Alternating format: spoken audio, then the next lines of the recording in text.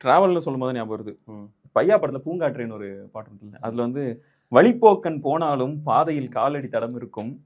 வாழ்க்கையிலே இந்த நொடி எப்பவுமே நினைவிருக்கும் அப்படின்ற மாரி. அதாவது என்னன்னா வழிப்போக்கன் வந்து இப்படி போயிருவாரு. அந்த இடத்துல அதுக்கப்புறம் ஸ்டே பண்ண போறதே கிடையாது. அதே மாதிரி தான் இது இந்த பையா படத்துல என்னன்னா 2 பேரும் ஒரு டிராவல் போறாங்க. தமன்னாவும் கார்த்திக்கும்.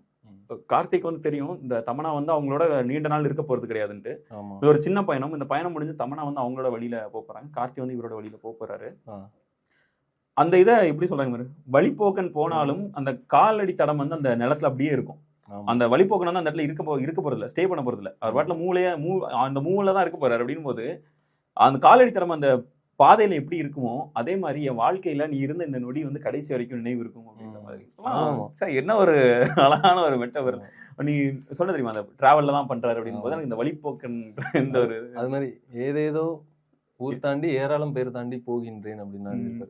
ஆமா அந்த அந்த இதே பாடுதான். அதே மாதிரி என்னன்னா இது வழிப்போக்கன்ற வார்த்தை வச்சு இது தரமணியில ஒரு இது எழுதியிருப்பாரு. வழிப்போக்கனின் வாழ்விலே நிழலாக வருகிறாய், நான் கேட்கும் முன்னமே இளைப்பாறல் தருகிறாய், இளைப்பாறல் முடிந்ததும் போதும் போகிறாய் அப்படின்ற மாதிரி. இப்போ ஒரு வழிப்போக்கன் வந்து போகும்போது ஒரு மரம் வந்து நமக்கு நிழல் கொடுக்குது அப்படின்னா அதுல போயிட்டு கொஞ்சம் லைட்டா இளைப்பாறும். நான் கேட்கறதுக்கு முன்னாடி இளைப்பாறல் தர்ற இளைப்பாறல் முடியும் போதும் போகிறாய் அப்படின்றது ஒரு இன்ட்ரெஸ்டிங்கான ஒரு இதுதான் அது.